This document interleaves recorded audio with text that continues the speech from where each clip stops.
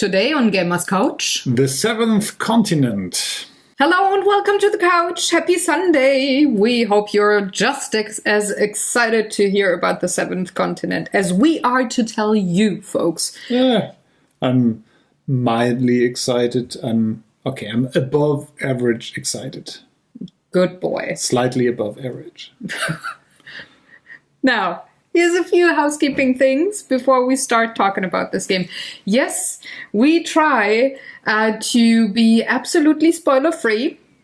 If there's any spoilers coming up, we just keep talking, but there will be warning sounds and everything in post-production added to this video. So in case something slips, that you are warned early enough so that you can skip to a certain point if you really want to be spoiler-free.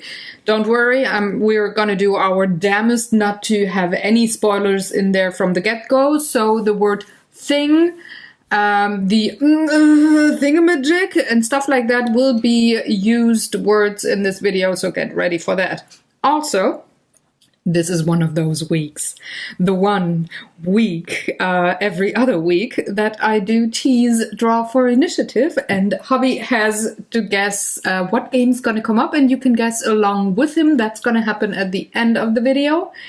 And well, I'm gonna have so much fun later on today when I edit this, because I always see the goofy stuff that he does, because I concentrate on you folks instead of him when recording. But we're gonna talk about this game, of course, as we do every week. The sections will be rules and gameplay first, then likes and dislikes with a thumb rating, and funny stories and experiences. And we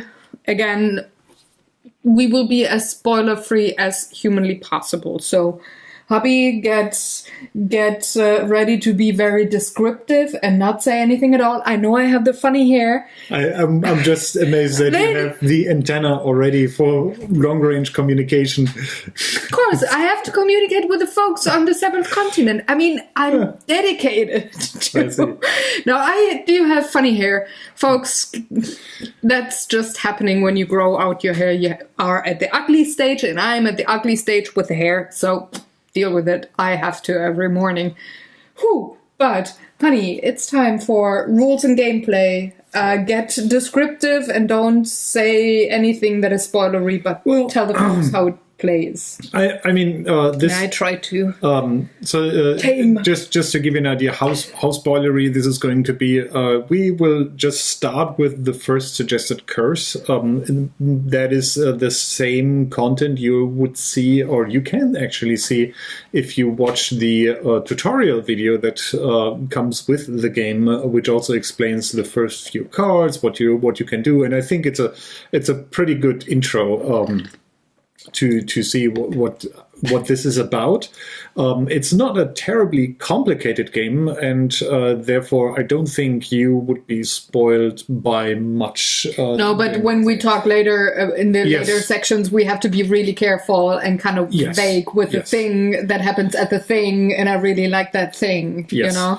So the reason why that is important and how to classify this game.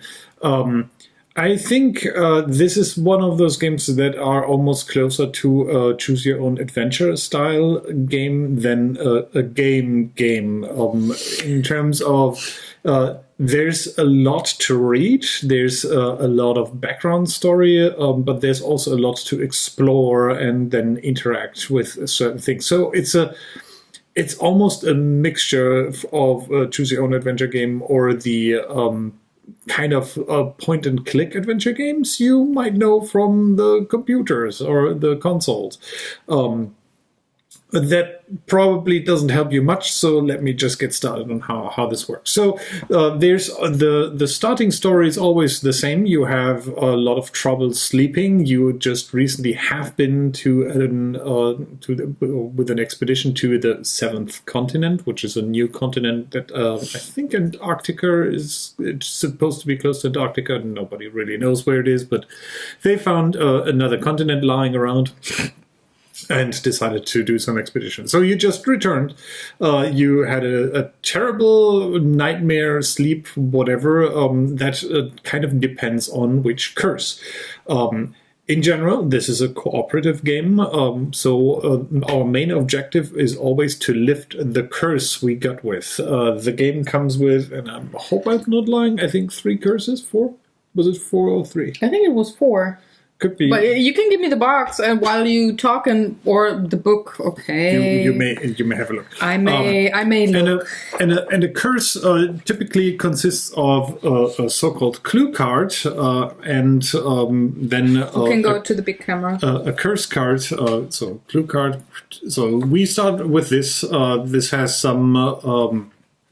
This has some text on here, which is probably difficult to read, but. So this says, since you returned from that expedition, the vision of a strange, gloomy idol that seems to be calling you has been haunting your nights. And that's where you're off to the races. There's some gameplay information here. So this is saying begin your adventure by putting a number 10 card into play. And that is already here. Since this is a clue and has this little book item up here, this is kind of a permanent thing we can go with.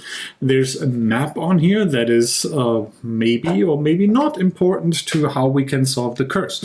But that's pretty much all we have. We have this satchel here that is just a kind of stack where all the cards go that have this book item on here. It doesn't say in the book. And I thought it was on the... Let me look at the stack. Yeah, we already put the expansions in there, so that won't help you. Got it. There's multiple curses in the game. Let's go with that. Going back on track. Sorry. So the satchel is kind of your group inventory kind of thing where you put stuff in here. Now, the entire game is effectively just a bunch of cards that you use to either have items with you. Your character cards are cards. You have these cards here, which will transform into terrain. You will see shortly. So I can show you. This game comes with a lot of cards in these things that are all numbered. It's called a tray. And you don't necessarily what they do, and that's one of the appeals of this game. So you know the cards all have a number on them. Some have some introductory text. At the beginning of the game, we chose which characters to play. There's a couple of them in here. I'm going with Keelan McCloskey. And she's an explorer who's into botany, apparently. So she might be useful looking at the local fauna. Flora? Both. Flora and fauna. Because there's... I thought a florist is someone who handles plants. Yes. And a faunist is someone who yawns. No? You know, there's also animals on the terrain, but I am Dmitry Gorkov. And I'm a Russian, of course, and I was in the prison of St. Petersburg for a long time because of anarchistic activities and propaganda. And I'm kind of scary, but I also have scars and bad dreams and stuff. So, but still, I want to be good and help society explore the seventh continent. Each of our characters comes with 5 action cards, and all of those went into a generic action deck. So we have some cards here. Those are, I think, 35 generic action cards plus 5 for each character. So this should be 45 cards. Plus curses. Plus curses. Yes, there are 4 generic curses, and then there's one specific curse to that game we are playing, or the curse we're playing, called the Voracious Goddess. The curses have not a specific thing going for them. They'll have an effect, which I'll get to describe during the game. So it says we start at this 10 card, and I just give you the quick rundown. This says, thick columns of yellowish smoke rise up from the cracks in the volcanic rock. To the east, the peaks of a rocky cliff look down, mocking the ocean below. And we flip this over, and we can see there's a terrain here on which we will start with our explorers. We just put them onto this card. There's a bit of information on this. There's a resource that most tiles give you. In this case, we have a stone here. There's potential other pathways. So if you're from an old text adventure game, and that shows my age, this is almost the equivalent to go north or go south or something. So the way this works is it says here comes an exploration card with, or a stage 1 exploration card, which are these, and we just put them next to the cards.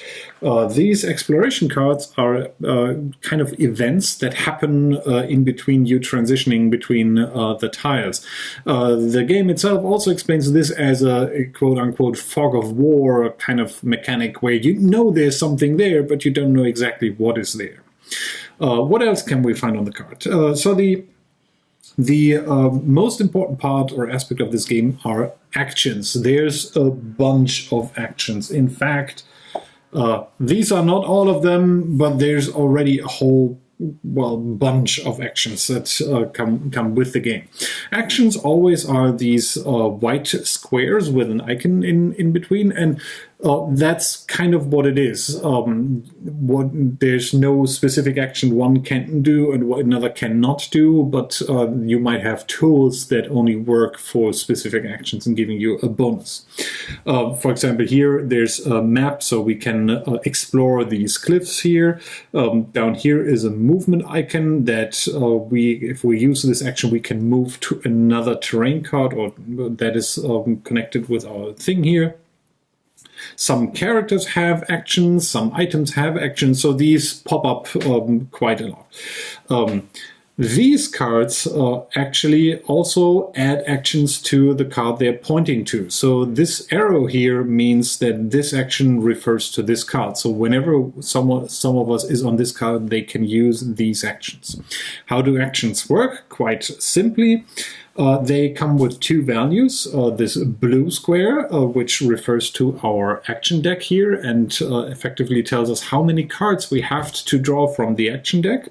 And the star says how many successes do we need to accomplish that task.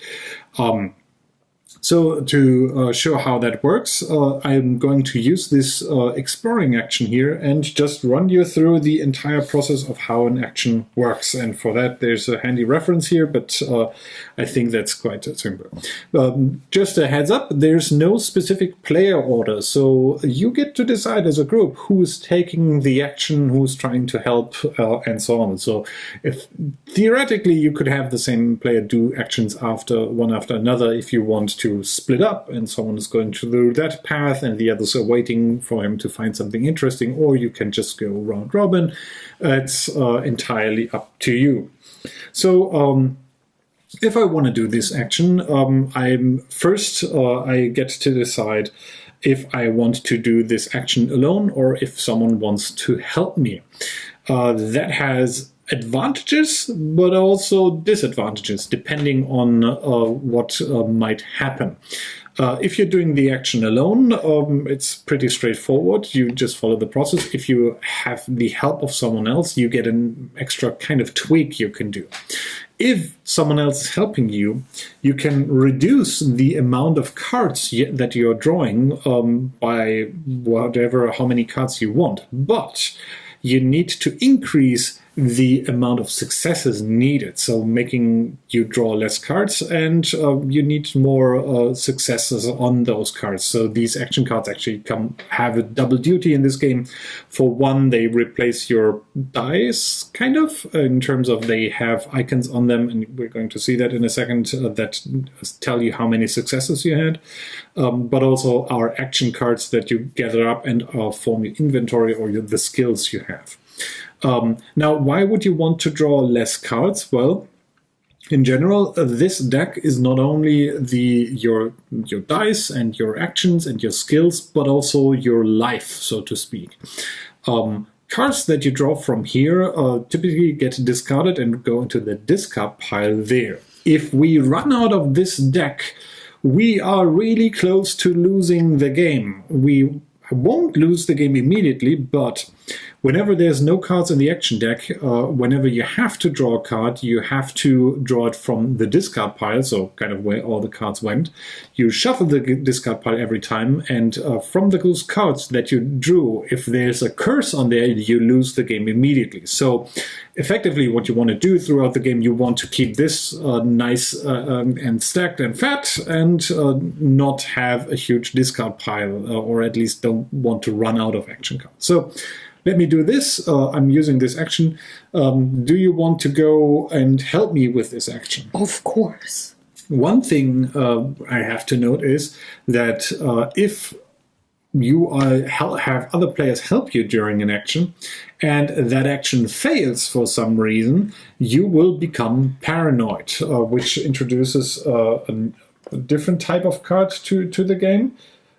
Which is, I drew the wrong card. So if you would draw a 100 card, which is you are paranoid, and these red-handed cards are state cards, which are usually always negative. In this particular case, very negative, because if you draw a state card that has this blue icon on here with a red cross on it, you have to discard cards from your action deck into the discard deck. How many, you ask? Well, one for each red hand that you have kind of in your hand, and your character already comes with one. This would be a second one, so if I get this card, unfortunately, I would have to discard 2 action cards into my discard pile, kind of already setting us up for a not so good start. But let's finally do this action. So this says I need to draw 1 card from the action deck, and Sarah is helping me, which is a good thing, because the card that I revealed, first of all, has only half a success, and half success is no success at all. So we wouldn't have had any success. There can be half a star up to 3 stars on these cards, and 7s, which is a particular way of getting successes, but not that important right now. Now, from these cards we drew, we get to keep 1 if we want to, and I can either, as the active player, take it myself, or I can give it to another player who was also taking part in the action, which is why it's kind of useful that Sarah went with me. Because this is one of her character's cards. I actually cannot use it, but Sarah can, so she will get that. But first, let me explain to you quickly what these cards do. So these are skills, and you note that these have also the little icons on here that you may find on the action symbols. But since they have a brown background and not a white one, this refers to as this is an effect or something you can use while doing one of these 3 particular actions. So combat, sneaking, or a test of strength. And the text here says the following effect applies as long as you have this on hand. So this is a passive bonus you get for every of these 3 actions, which effectively allows you to draw less cards and or have an immediate success already for that. So that's pretty sweet. I think you want to keep that. Yes, Dimitri happy. And we successfully made this action, and now the game tells us to grab card number 5 and attach it to the thing there. So let me find the board. Let me find card number 5. Card number 5 says, you stand before a nearly 50-foot high rocky peak. We flip this over, and so this card has an arrow on the left side, and since we always have to put cards down so that the text is always in the same orientation with the other cards, this has to go on this part. So if that was confusing, because I'm terrible at explaining this, what you want to do is the text of all cards has to be readable from the same side, and then if you reveal a card, it gets attached to the card from where the action was, and the arrow here has to point towards that card. So since we use this card's action, this arrow has to point to this card. Makes sense? This arrow actually also tells us that now this action is not available anymore. This is what this icon in this arrow refers to, meaning we cannot do this action more than once. But now we have a new action on this. It says, the card says, the view from up there must be quite interesting. And here we have an action that says we can try to climb this. And on here, there's a success state. We would get a 026 card and would discard this card. Or if we don't succeed, we fall, and obviously something terrible happens when we have to draw the 104 card. Now, on here, we can, again, if we want to do, try to take that action. Do you want to try to climb up? Or definitely not. Dimitri is kind of more of a narrow floor kind of guy. He's afraid of heights, so he thinks he wants to go north maybe and see if there's lower terrain there. Okay. So we are never required to take an action. You could explore and say, hey, this is looking interesting. Let's see what's there, or maybe not. We will find out. Now, Sarah decided to take this action, which does not require us to draw any cards, does not require any successes. We just flip this. I want to flip. And we do have a life jacket. You have laid hands on a life jacket in poor condition. Which is fortunate because... And it is clothing skill. This is... technically, I could have helped Sarah. This is an action like any other. You go through the motions of checking what you can do.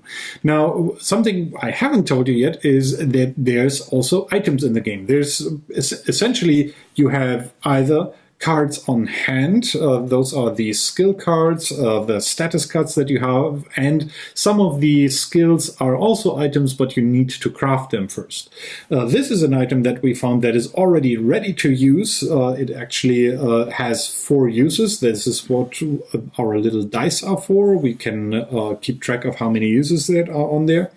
And this, similar to our skill, has icons on here, which means that whenever we want to use this item, we can use it for these actions here by reducing the amount of the dice here by 1.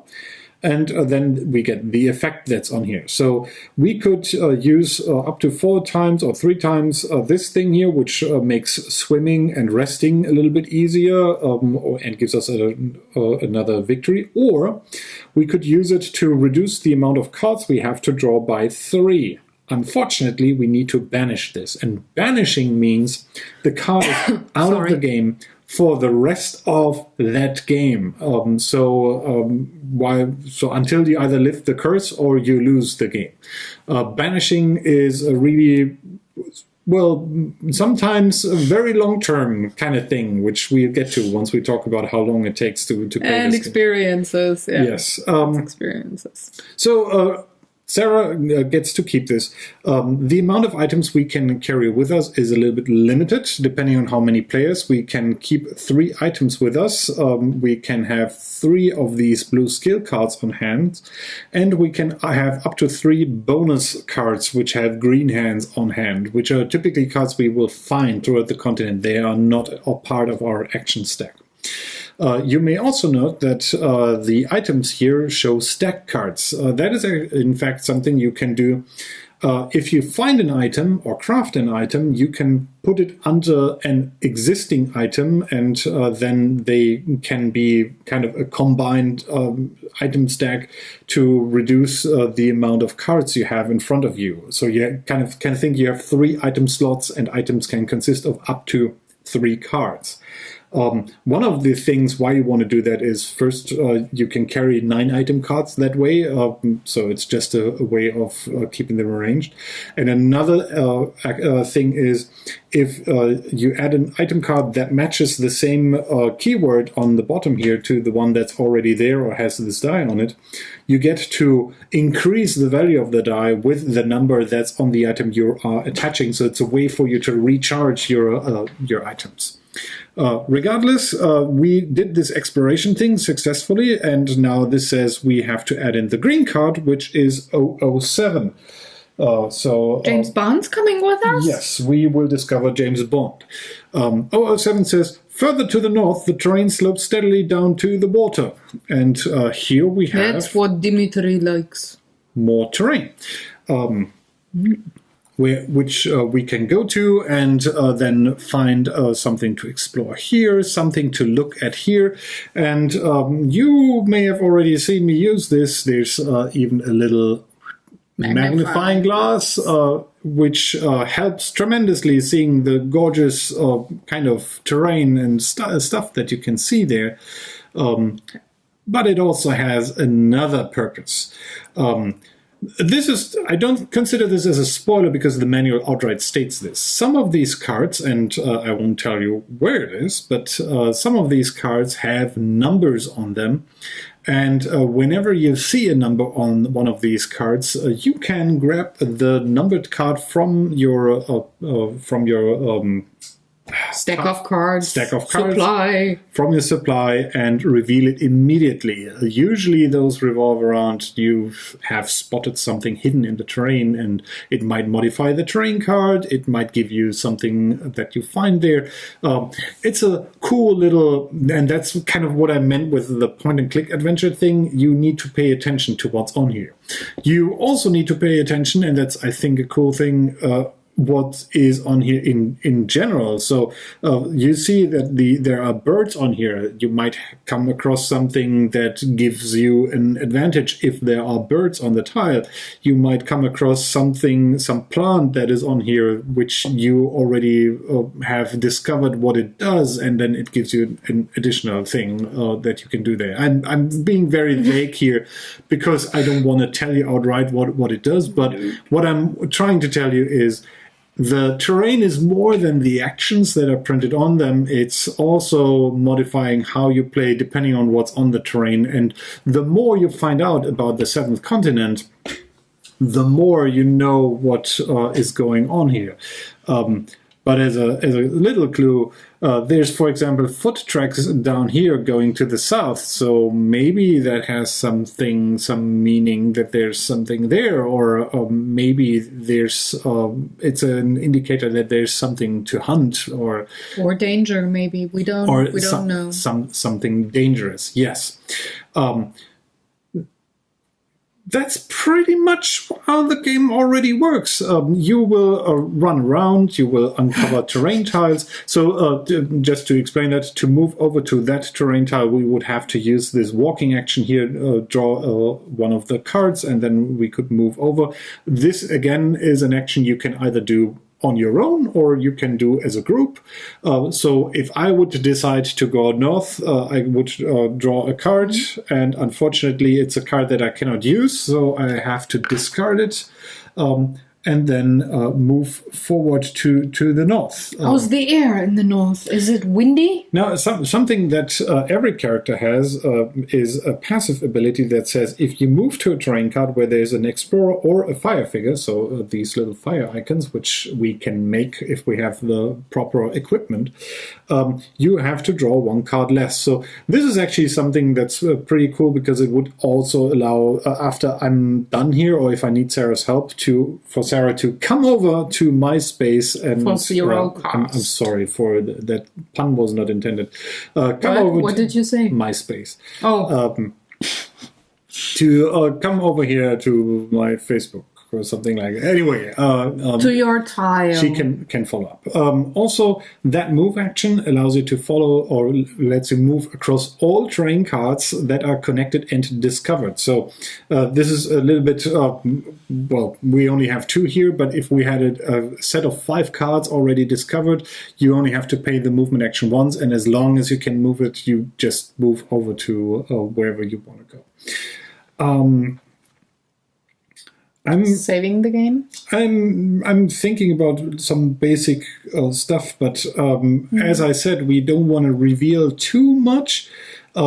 You've seen that almost every card has a lot of text to it, descriptive stuff. It is important. It is also important to read the back of the card. Some things involve cards where you have a number and then there's a little icon next to it that looks like something that you can find on this card. And if you have already the corresponding item, so this would be the thing that tells you, well, if you have this card, instead of drawing the number that is printed on that card outright, add 7 to it and draw the new numbered card that you just figured out, and then it has a different effect. This is usually used in this game for you to solve puzzles. So maybe you would need an item to proceed at a certain thing where it says You can try to proceed, and then you draw card number, I'm just saying something, card number 10. But if you have the fitting item, and let's say this would be the fitting item, you would draw card number 17 instead, and then you could go further. So I think so far what we found is cards that do this. Usually the card that you draw without the proper item gives you a clue how to find the thing that you want to do. So it's more than just running around uncovering terrain and doing stuff.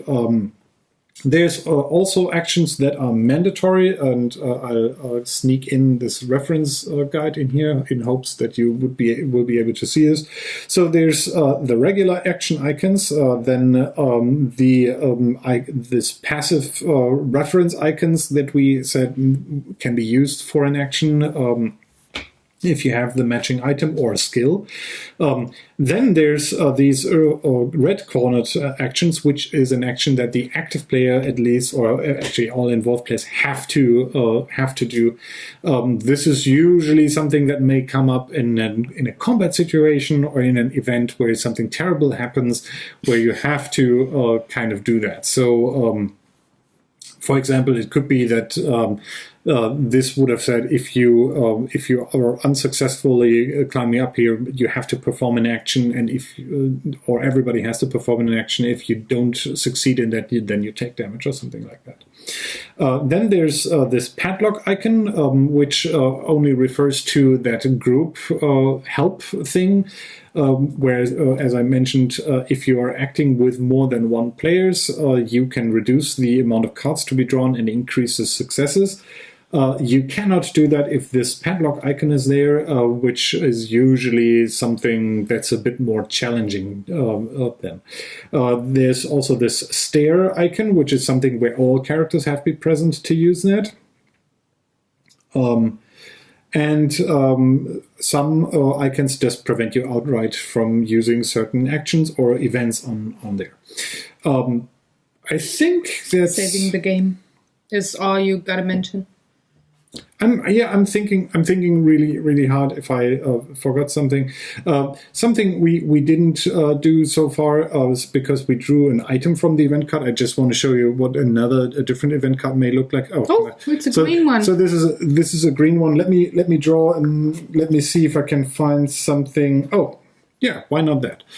So, for example, this card here says Hot Stuff, and this is a puzzle card where you draw another card which asks you to complete a puzzle, and if you are successful, you you choose in advance if you want to have consequence A or B, and then see what happens on the card that you draw. So you see, this game is getting quite creative by using the cards that are in play to present you different choices, different outcomes. Some of the things are straight out puzzles that you have to solve with that. Some mix it up. Sometimes you have to find something on the card here. Sometimes you just have to draw successes from this deck. And whenever you solve a card like this with a little hourglass on here, this goes to the past, and all cards in the past are kind of out of the game for this run. And I use the word run loosely because these are cards that come back into the game if you transition to, let's say, another area, or if you save and restore the game, which is something we're getting to. Actually, let me just give you one more explanation thingy. So as I said, there are curse cards on here. Curse cards don't do anything unless you draw them from the discard pile. Unfortunately, they also have no successes on them, so they're kind of filler cards. You see some cards have this 7 with a star on here. That means for every card that gets revealed during this, let's see if we have a success thing like so, every 7 that you draw here is worth that many stars that you have on here. These stars themselves don't count for anything unless you draw a 7. But if I had the Deadfall Trap, would be using it for one of those actions, and then draw the 7, I would get 1 success from the trap here, plus 2 because I drew a 7. And that's pretty much it. This is another one of those cards where I said some of these have icons on them. So if you have a raft and use an action that has this symbol next to it, you, instead of drawing the card it says you need to draw, you draw that card plus 5. And this is actually an item that you have to craft first. So the way that works is if we would draw this card, it's a skill. It goes onto your hand, similar to the skill that Sarah already has there.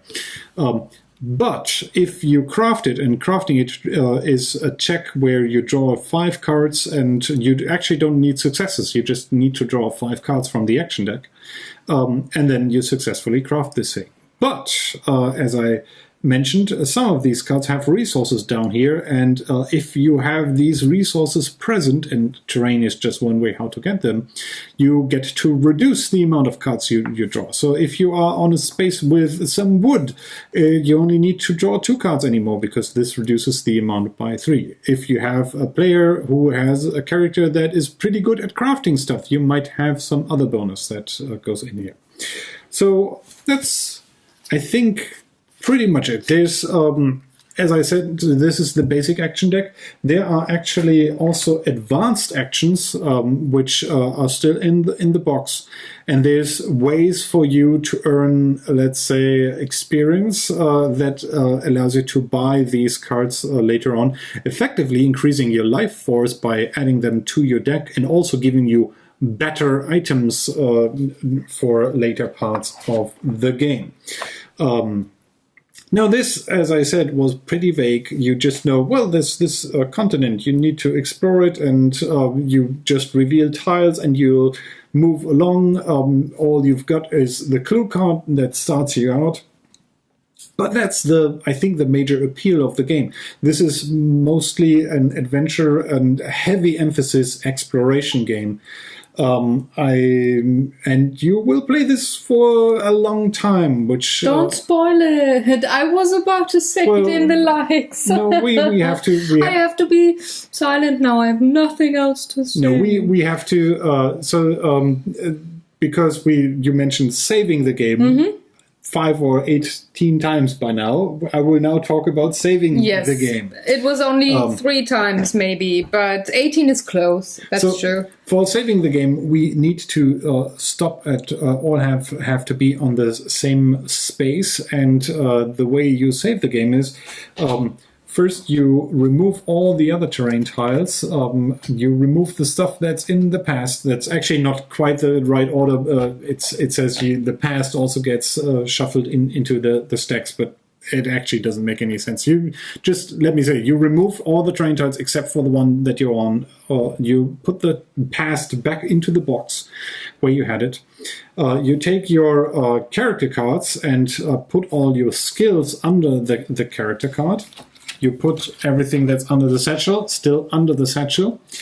And then there's these useful little cards that allow you to store the state of the item or item stacks you have. So in this case, there's a 4 on here, and also that goes under the character.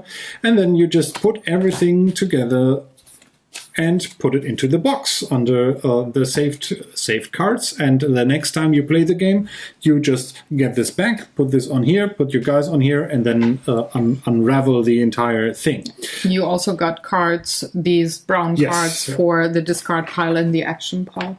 Yes, there's quite a lot of there's one for the discard pile and one for the action card pile, which for the action deck. So you put this entire stack of cards together and then save the game. So if you resume the game, as you can see, you start out on the thing that you were on, but you lose all your exploration progress. So friendly tip, the Kickstarter had a notebook that I didn't get, which allows you to kind of sketch out the surrounding stuff. But this is certainly a game where you benefit from having knowledge of the continent. And the cards that go next to it are usually the same. There's sometimes there's multiples of the same card, and then you would just draw a random one to go there. But roughly, the continent is the same continent. So these terrain cards are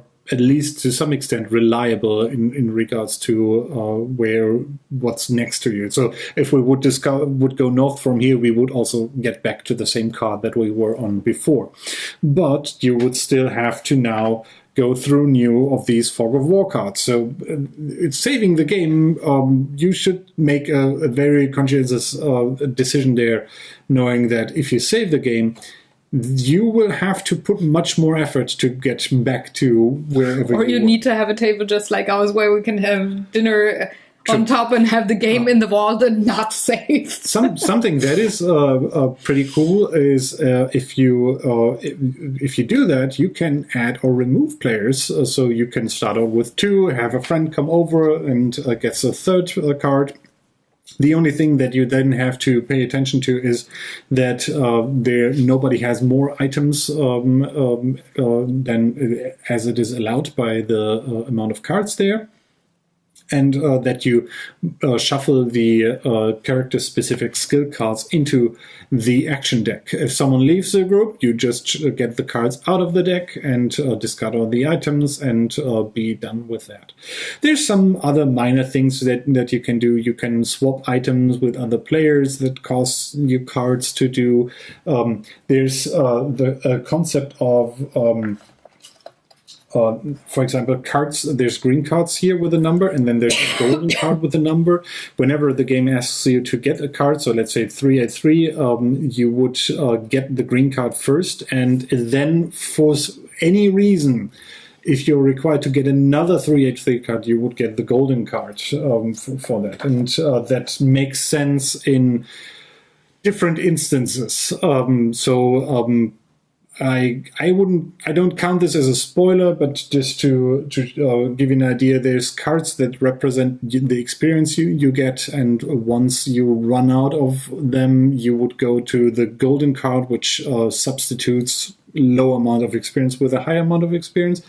And that's as far as I want to go. There's a lot of, I'd say, delightful discoveries with this game that I don't want to take away from you, because the very first time you will play this, you will come across stuff and, yeah, wow, this is cool, or hey, how they did that, this is cool, which is not too different from how other games do that, but it's just how they re-implement doing mundane gameplay tracking things with how these cards work and how you do that. And since we transitioned so smoothly into likes and dislikes, because this is definitely something that you like, can you say if there's age and player number on the box? Because time is, I think, not mentioned, is it? It has. So the game is for 1 to 4 explorers. This I can say right out, this is one of the kind of great solo games I could recommend if you're looking for some board game that is really cool to play solo. Age is 14 and up. There are some graphic depictions of things in there. Be aware. And this is a game, I think, made in Europe, so graphic in regards to European standards, if that means anything to you. I think it's made in France. I think so. It is, as I said, age 14 up, and so the game says it's 5 to 1,000 minutes, which is spot on. Which refers to, I would say, how long you play a session. So until you save the game. This is not an indicator how long it will take you to lift a curse. So we leave it at that. We're gonna say a few more things about time in the experience. Because I forget it so often, let me try to, and this is difficult. This is... Shall I? The design is by Ludovic Rudi and Bruno Sauter. Let me read and I can give you... wow. Of Serious Pulp Games. Yeah, you're not bad. And Ludovic also did the artwork, which since we're already in the likes and dislikes section, I really like the artwork of this game. It's I like as the items and character artwork as much as the terrain artwork, which, as I said, the terrain is important in this game. It's not just exploring for exploring's sake and having some nice tiles on there. There's also gameplay mechanics tying into the artwork, and I always love if games do that. And now you may say something while I'm drinking something. That's great. How do you know he really likes a game? When he has a lot to say and I'm very silent and I'm just nodding along. But I absolutely agree. This is a gorgeous game. Artwork and just the tiny little things that are hidden or part of those tiles. They're awesome. And when you have one of those green cards that has multiple variations of the same terrain, it's really only very subtle little differences, but they are so important and so cool. And I like that a lot. And coming from the artist's side here, imagining how long it took to do the artwork for this game, I now know why they made this game so long and how long it might take you to lift a curse, because these are millions and millions of hours that just went into the artwork, and it's absolutely worth it. I think it's the base game has 1,000 cards. Yeah, something like that. But keep in mind, most of them are very individual because they have. There's not a lot of copies of something, and they all have individual backsides, which sometimes it's just the number, sometimes it's text on there. Then for cards, as I mentioned, if you're using a card in conjunction with this icon here, the card that you draw then also actually says on the back, if you are correct, then there's a thumbs up with a number on it. Just saying, there's a lot of variety. Some cards, there's obviously some cards that have the same back and maybe different fronts or same front. These status cards, as we've seen, like the Paranoia card, are usually the same, and that is something where. But these are pretty much the only cards that are the same. Every other card is, I think, just once in there, and just imagining how long it took to put that together. Now I know. Well, they give you kind of like a feel for that, for how long it takes you to lift a curse. And I admire that and I love that. And it's a great thing. What I would compare this game to is a mixture of Time Stories and Legends of Andor. So it's very much the exploring and going on adventure, sometimes failing, of the Legends of Andor. And it's I got to do that over again, and I've got to explore and find hidden things of the Time Stories, and the saving factor also reminds me of Time Stories. So I very much also the small story beats that you would find in the Time Stories, but not as in a big story, kind of, not in a linear movie kind of thing. Exactly. But it has that feel of, okay, I'm going to save something here. I will probably come back to this later because I failed here. I run out of time cards, whatever it is. So, I like that a lot. And it is one of those games that I like so very, very much because it combines a few things that I'm always up for, that I do like in either board games or the tiny iOS games that I play. And I play very few digital games, let's put it this way. Tile laying, puzzles, and exploration. And I really like that a lot. So this game is like, this is awesome. Yeah. And the one negative, well, I don't even want to call it negative, but you just got to be aware. So either if you are a video gamer and you happen to play something like World of Warcraft that, takes a long time, you might have to decide at one point to let one thing go because this takes so much time. This is like, it reminded me of, well, the longer episodic games that you play where you at the end say, okay, it took me 300 hours to play this game, but I'm done, I'm through, I made every side quest, blah, blah, blah. It's like, yeah, this is a lot of time that goes into playing it, but I think it's worth it. It's an open world board game, if that makes sense. Yes. I'm getting similar vibes as, for example, from games like The Witcher, where you have, and that's kind of also the appeal of this game. As I said, you have this huge continent, this landmass, maybe multiple, who knows, and there's so much stuff on there, and the curse is just your reason to go in there and to live that. But you might run across so many other things that are not related to that, which may have you get lost. So that's also a part, I think, where it's similar to Time Stories. If you know what you're doing because you've played the curse before or you already progress it is possible to kind of streamline your way to where you want to, or where you left off last time, or where you lost there's the game. Maybe there's something there where you can level up, or something there where you can gather items that may be beneficial during your run.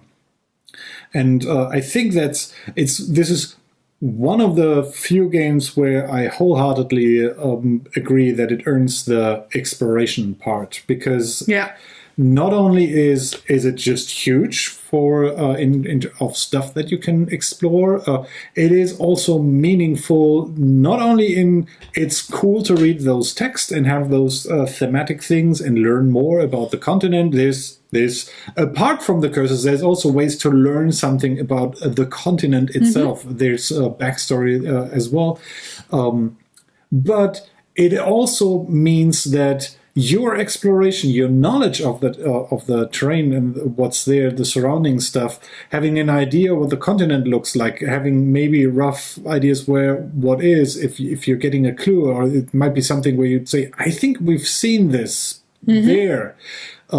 That actually is to your benefit in this game. It makes the exploration more than for exploration's sake, but it is an actual thing that helps you win the game if you want to try to beat your curse. And what I found this game does particularly well is making you look and read, because you really needed to actually explore the continent. How often have you had an adventure game on the table and you were kind of skipping over the fluff text and stuff? You know, this game really makes you read and look, which I very much like. And this game also makes you not rush. You want to look at every little thing and clue and card. So this game makes you slow down in the way you approach certain things on the board, and I like that. It is in our age of rush and everything fast and all at the same time, it is a very nice way to just sit back for an hour or two and just, slow down and have something very, very lovely there on the board. And another thing, sorry, before I forget, this is, yes, a completely new continent, and it feels very familiar. So the setting and the terrain and the stuff that you find and have is definitely Earth. You are familiar, but it kind of is not a copy of, say, the Americas or the like, Australias. It's a wonderful mixture of everything. I'm thinking really hard. Was it called Lost Island or the Lost Valley? It's almost like this area where suddenly there's still dinosaurs. We haven't found any in here, but there's not yet. But you will come across creatures here that are familiar, but then also across creatures that are more fantastical. Yeah. And I really like it. They still feel Oh yeah, that's definitely down there in New Zealand. I saw something similar there. I see that statue. It looks kind of Peruvian, maybe. So it's a wonderful mixture of all things that we know from the continent that we do have on Earth and the cultures. To name drop, and I hope that you wouldn't consider this as a spoiler, to name drop 2 of the characters that you can choose from as a starting character. If you don't, please mute. By now would be H.P. Lovecraft and Frankenstein. Victor. You can now unmute. That should already give you an idea, and don't run away thinking, oh no, it's that again. No, it's not. It's those that just happen to embody the spirit of exploration or explorers that was also still prevalent in that time, where there was still something like Antarctica was not really discovered. There were expeditions going out. It feels kind of 19th century. Yeah, the 18 to 1900, early 1900s, something there's. Yeah. With that knowledge, there's still stuff to be explored in the world, still some jungles, maybe installations of prior cultures that you may come across, and this captures this pretty well. Yeah. I think in addition to what you said, or just to drive the point a little bit further, something that is refreshing about this, there's no time limit, really. Yes, you have your action deck, and if you run out, you draw cards from the discard pile, and if you have a curse, then you lose the game, unless you find maybe something that allows you to shuffle cards back from the discard into the action deck and kind of set you up for more things to do. But there's no limitation in terms of you only get to take so many actions, or you have to lift your curse until deliberate timer XYZ runs out. If you can manage it, you could go and explore the entire continent, almost ignoring the curse you have, until you maybe stumble over a solution to it. Yeah. And I like that you're not rushed, and that you don't have to choose between 2 things that you want to explore, and you can only do the one because otherwise your timer runs out. But you can do both. You might have maybe a not so ultra positive thing going on from one of the things that you explore, but that's part of exploration. You might find something that is looking cool but kind of poisonous, or you might get injured or have a sunburn or whatever it is that you do. But you decide what you do, and you decide how you play this game. It's like choose your own adventure gets closest to what I mean here. The adventure is always given, but the way you approach it's absolutely up to you, and I like that open thing of the game. If I want to be nitpicky, there are certainly things I think that could have been improved. For one, as cool as it is to have these entire stacks of cards numbered, and then you never really know what happens until you draw it. This has a very fresh, or it's cool while it's fresh, but if you play this for a couple of hours, you will notice that certain cards come up all the time again, namely state cards, or some cards for certain actions always required to grab a bunch of those cards. And that is something where I think it might help out if you just put them aside so that you have easy access to them. Yeah, give them a separate divider or something. Specifically, I think for the state cards, it makes sense, because you may get a state card. Sometimes you get the same state card again, and then what happens is you just put your old one back and keep the new one, but you still might have negative effects through that. That is one of the very few things.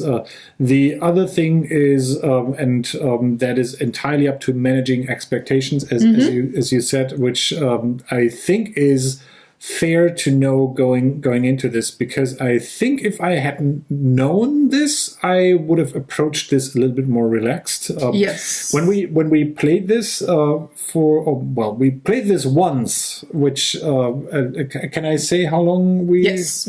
Because I have it on the web. It's public. So our play of the first curse was between 15 and 20 hours. And if you approach this game with the sensibility of this is one of those board games, and we probably be done within 2 hours. If it's a long game, it's 3 to 4 hours. You have to rid yourself from that. I think it is possible, if you know what you're doing, to second run through you can to get things done really quickly, but even then it takes quite some time, specifically, and that's at least led to some frustration on my part. If you save the game and resume it, you're kind of punishing yourself, because you now have to go through these event tiles, and yes, there's cool events there, but they are not infinite, the amount of cards there, so you will run into repeats. And if you just want to get there and you technically already know what's going on, you just got to move through the terrain, and you know where you got to go. It's cool the first time, then maybe you forgot it. It's still half cool the second time. If you have to go through the third time because you either got lost or you figure out now what to do, or now you have to go to the other part.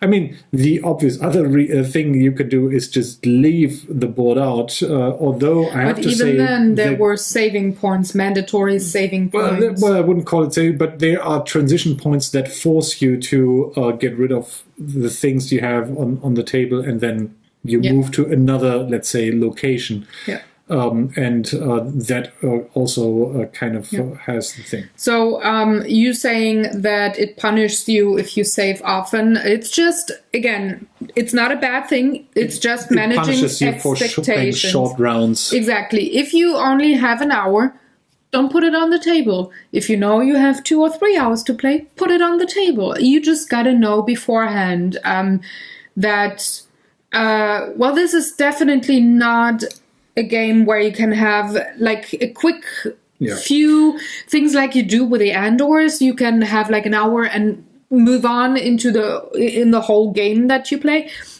and save the game there and do the next quest next time. This is not that. You need to have more time to further in your exploration adventure. And it's just, you need to know. That's all. It's not a bad thing that you have to do that. You just need to know. So and as I said, with one of the major aspects of this game is exploration. So you also have to keep in mind that if you play a different curse, you are still playing on the same continent, but if you have experience with the continent, you might know where you have to go to if you read the clues. And I'm pretty sure, or at least the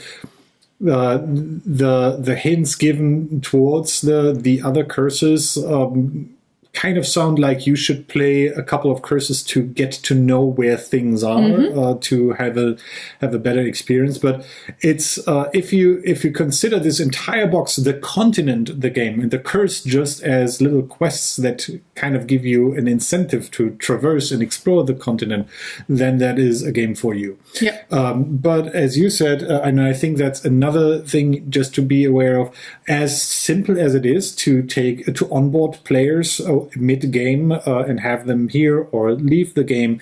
Also, if you are playing this with a group where everybody kind of doesn't want to miss exploring that, it's you will have to have a strict schedule on when you come back to the game. Due to the nature of this game taking quite long, then if someone has no time or isn't there, yes, the game provides you for playing with less players then, and that works. I think it works. We will talk about that in the experience maybe a bit. Really good, but it's kind of the thing where you then have to, I mean, with time stories, it is even sometimes difficult. So we have a kind of set group for time stories, and obviously, if there's a new expansion coming out, everybody wants to experience that expansion. So everybody has to make time. So we have to kind of arrange for everybody to be here now. as I said, consider this taking 15 to 20 hours, and you could do it in maybe 10, maybe in 5. Maybe I'm pretty sure we made some grave mistakes. We will that experience why it took that talk. long. But I haven't seen too many people mentioning going through this game very quickly so far. I saw 16 hours. So I think we are pretty good within that limit, and I think it's entirely worthwhile. There's the puzzly stuff that's in here is challenging without being too unfair or too obscure. I think that.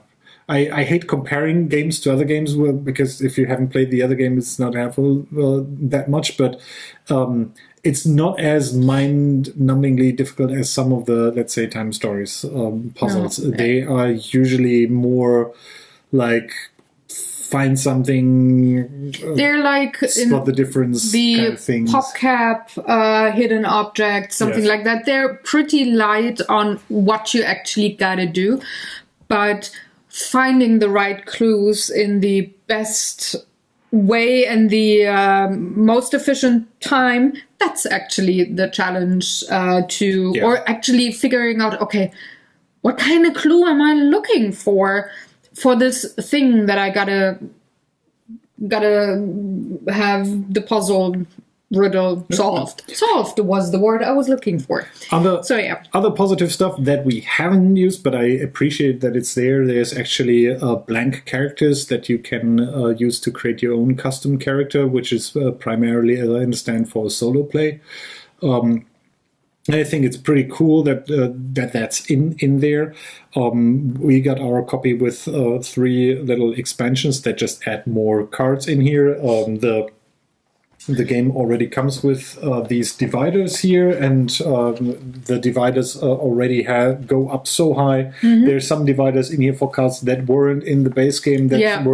So what you saw here on the trays has the 3 expansions in them. Just saying, but it added maybe that amount of cards. Yeah, you get this magnifying thingamajig.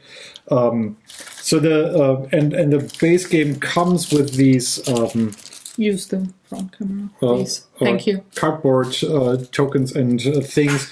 Now, since this was the we throw money at you Kickstarter edition, we got these little plastic figurines. Paint them? Which are cool. Yeah, maybe.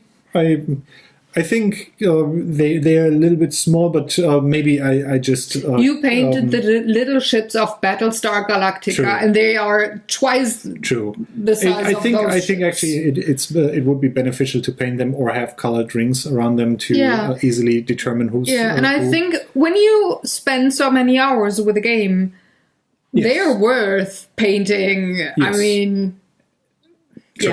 True enough. I know. I'm so smart. And there's I wanted to say something else. Oh, I'm sorry. I'm sorry. There's one thing I didn't explain in the rules of gameplay, which is probably also difficult to see. So this is the discard pile, and depending on how you assemble this with this side forward or this side forward, you have a different gameplay thing in there. Both revolve around finding graves and either praying there and using that to your advantage. I'll let you figure out how that works out for you. And what else? I think we're good so far. You should have a solid idea. As I said, I think the important part here is knowing what you're getting going into this without knowing too much, because the discovery is half the ticket. 1, 2, 3. Yeah. Not surprising, right? Despite me being kind of frustrated /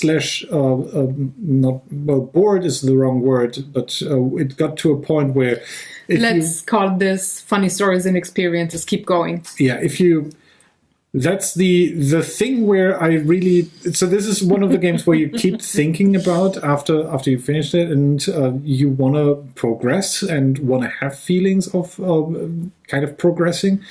And due to its nature, it's sometimes really frustrating not knowing how far you still have to go. And I think that's why why it's useful. If I had known beforehand that someone said, look at the 20-hour mark. If you're within 15 hours, you would be really quick for the thing. That would be a thing where I'm kind of in the mindset of going into this thing. Yeah, okay, I can.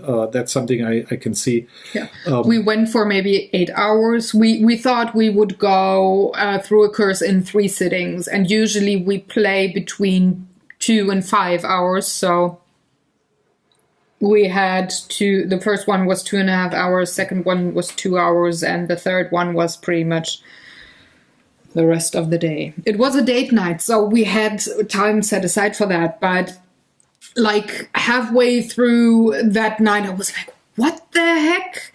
Did we break the game? Yes, we got lost on the way once, but and had to find things. We had a detour. We had a big detour. It took us 2 hours. 2 hours detour time. Time-wise, it was big. Yeah. But we actually weren't too far off. No, we were not. It was a tiny little thing, but it was 2 hours. So from the 18 or whatever hours it was taking... We got lost in the jungle. Taking away those 2 hours, we were closer to the 15, so yay. But we were so lost at one point that we hadn't a clue where we were on the continent and where we were on our clue card. So we couldn't really work with the terrain and see, okay, is this the thing or is this the thing? Do we go left and right? It's just like, okay, let's see if we find something familiar. And then we had this almost movie-like trope experience going like, I think we've been here before, and it's like, but we went that way. How can we come out that thing? And it's while frustrating in the moment, it is cool that this game does that to you. Yes, and, does it to you very convincingly. Where you're like, I'm feeling so stupid right now. But, but once we knew where we were, it was actually kind of fast to find where we had to go. And then me, stupid, thought, oh, that might now end the game and we get some idea how to solve the thing and it's going to be rather quick in comparison to the game that we played so far over those 3 sessions. Nope. And that's all I'm going to say. I'm not going to say any further because that I think would be spoilery towards the end, but nope. I think this, and I guess we're done with experiences because we... No, well, the one thing that I found interesting, we have friends that also have the game and are also playing the curse, and we're a little bit ahead. So now we chatted, we had to go back for the thing. And I was like, yeah, we had that too. We had to go back for the thing, and just writing. And we said thing because, well, public space, people could read. We don't want to spoil anybody. But it was so hilarious. And I liked that so much that the gaming group of our friends on the other side of the world is playing the same game and did run in exactly the same thing as we did and had to solve it the same way we did. So, yeah, I like that. And that, you may, unfortunately, you may find that it's currently still a little bit difficult to get a hold of this game because, they just are delivering the Kickstarter stuff. But I think they announced that they will have a second run end of September. I don't know. I assume they probably don't have a lot of extra copies, but maybe they will be at Essen. Hopping? For example, I didn't pick up all the expansions. There's still some. I'm pretty certain we will grab those as well. It's just, it is interesting just due to the nature of, I see expansions here not only adding more quest type things, but also adding continent stuff. So it's broadening the content. It's a really, really cool concept of using cards for that, because then the game is so modular that it is getting bigger without You couldn't do this with Descent, or Andor. Andor has a beautiful board, but you cannot even have putting that the two amount together. It's not. No. One thing that I said to him before we started filming, when we have played through all the curses and stuff, it's a lawnmower from outside. It's kind of distracting me. Sorry. When we play through all the curses and stuff, I definitely want to move this table and want to have the big puzzle of the whole continent with all the cards, because I assume that they will not fit on this table. I'm pretty sure they won't fit on this table. No, but the floor is big enough. I mean, we've got quite the square footage here, so I so badly want to. I'm pretty sure someone is starting this already. But then sorting all the cards back into the box, I need somebody who's going to volunteer doing that for me then. Because that would be, oh my gosh, I can do that for half a year then. I'm pretty sure it would make an interesting wall decoration piece or something like that, having one game there. But I'm pretty sure that someone is already scanning these or trying to make a huge single. Oh, I didn't even think of going digital with that. I mean, maybe one day. Retirement's gonna come up at one point. Maybe then I have time to do that. Maybe. Who knows? But I think that concludes our Seventh Continent talk, and it is time to tease you. Okay. Tease. Please give me my hint while I will It's a game. Memory tea to... Oh. It's a board game. It's a competitive game. It is also an exploration and adventure game. You mentioned it earlier in this video, and there's 4 different kinds of characters that you can play. No, you have to remember. 4 characters in the base game? Is there expansions? I don't know. I'm not sure if we're talking about the same thing. Oh, it's competitive, you said. Not. I was thinking about a cooperative game. Competitive. A competitive game that I mentioned. In this video. 4 characters. What did I... if I could ever remember what I'm... And I'm having a party what I'm saying. I know. I mean, there's... we're talking about cooperative games. That's why I'm... But it's not cooperative. So there's 3 dudes and a lady. Some are tall, some are short. Some sing. You are not a good hint giver when it comes to that. There's people, they have faces. One of them has a nose. No, it's kind of magical in this game. You have to travel a lot. That's where the adventure and exploration comes in. You might fight some things. Oh, but I mentioned the video game. You mentioned the board game. I did not mention the board game, but you mentioned the name of the game, and you didn't specify not to mean the board game. No, I was specifically talking about the 3rd entry in the video game series, because that is an open world game with... and now you remember whom you're talking to. Am I a video game? You were the one bringing up World of Warcraft. Yeah, I did. But just because I know that there's people in guilds and have lots and lots of time spent. I read the book of Felicia Day. She was telling in her book a story about how long she actually played. So it's kind of... That's an interesting point of reference. So like, yeah, MMOs, it's a thing. I read a book about MMOs. I love you, but sometimes I don't like you. I heard movies are a cool thing. I read a book about them. Now I know what's... She did write how many hours she...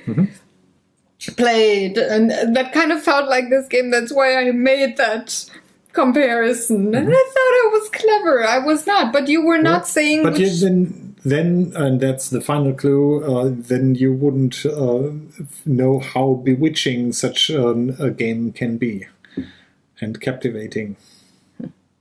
But I have other things that are captivating. So, yeah, but you got it. You finally got the clue. Did you as well? Were you screaming at the screen and saying, she means this? I hope. Let me know in the comment section below. Let us know in the comment section below. And it's time now to close out this video. We hope you enjoyed. If you have any questions or comments, like I said, leave them in the comment section below. Fill it with wonderful words, and we're going to be back next Sunday with a new game that we're going to talk about. Until then, you can find us on all the social medias that are in the description box below, as well as Board Game Geek. We do have geek lists there for both this format and Draw for Initiative. I wonder if there will ever be a week where he's not going to screw up my outro. Probably not. You're a good boy. And where was I? Oh yeah, tune in on Wednesday, 9 a.m. CET for Draw for Initiative in the game that we just teased. You can see then what's going to be painted. Have a wonderful weekend. We hope you have some time to play a few games, or at least one for a long time. And have a good one. Bye-bye. You cannot screw up my outros all the time.